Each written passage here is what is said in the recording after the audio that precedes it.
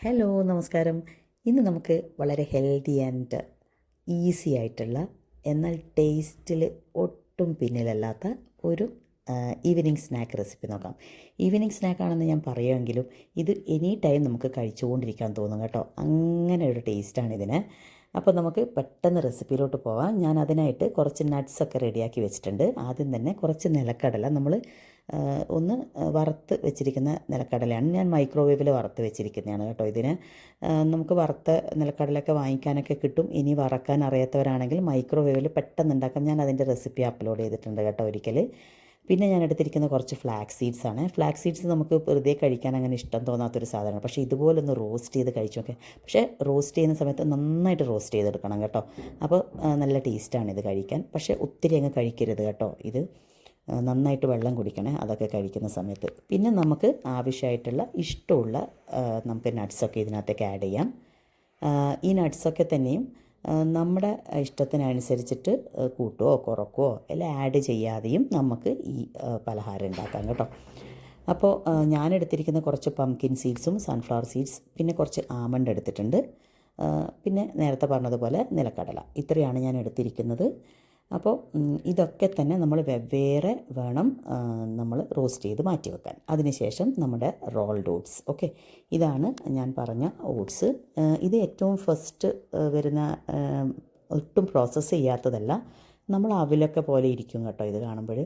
അപ്പോൾ അതിനെ സ്ലോ ഫ്ലെയിമിലിട്ട് നന്നായിട്ട് റോസ്റ്റ് ചെയ്തെടുത്ത് ഇതുപോലെ ഒരു എന്താ പറയുക അരിപ്പയിലിട്ടിട്ട് അതിനകത്ത് പൊടിയൊക്കെ കളയണം. ഇത്രയും നമ്മളിങ്ങനെ കൈ കൊണ്ടിങ്ങനെ പൊട്ടിക്കുമ്പോഴത് നല്ല രീതിയിലായിട്ട് വരണം കേട്ടോ, പൊട്ടി വരണം. അപ്പോൾ അതാണ് അതിൻ്റെ പാകം. പിന്നെ നമ്മളൊരു പാൻ എടുത്ത് അതിനകത്തേക്ക് ഇത്രയും മാത്രം ശർക്കര ഞാൻ ഉപയോഗിച്ചിട്ടുള്ളൂ. ഒരുപാട് മധുരം ഇതിനുണ്ടാവില്ല കേട്ടോ. നമുക്ക് ആവശ്യത്തിന് കൂടുതലോ കുറച്ചോ ഒക്കെ എടുക്കാം. ഞാനിപ്പോൾ ഏകദേശം ഒരു 2 അച്ച് ശർക്കര മാത്രമേ എടുത്തിട്ടുള്ളൂ. നിങ്ങൾക്ക് കൂടുതൽ വേണമെന്നുണ്ടെങ്കിൽ അങ്ങനെ ചെയ്യാം. ഒരല്പം വെള്ളം ഒഴിച്ച് ഈ ഒരു നൂൽ പാകത്തിന്, അല്ലെങ്കിൽ അതിനേക്കാളും കുറച്ചധികം ആയാലും കുഴപ്പമില്ല. എന്നാലും അത് നോക്കിയിട്ട് ചെയ്താൽ മതി. ഞാൻ ഈ കാണിച്ച ഒരു കൺസിസ്റ്റൻസിയിൽ വരുമ്പോൾ ചെയ്യണം. പിന്നെ ശർക്കര ഉരുക്കുന്ന സമയത്തേക്ക് തന്നെ ഞാൻ കുറച്ച് ബട്ടർ അതിനകത്തേക്ക് ആഡ് ചെയ്തിട്ടുണ്ട്. അത് ഞാൻ ഈ വീഡിയോയിൽ കാണിച്ചിട്ടില്ല കേട്ടോ.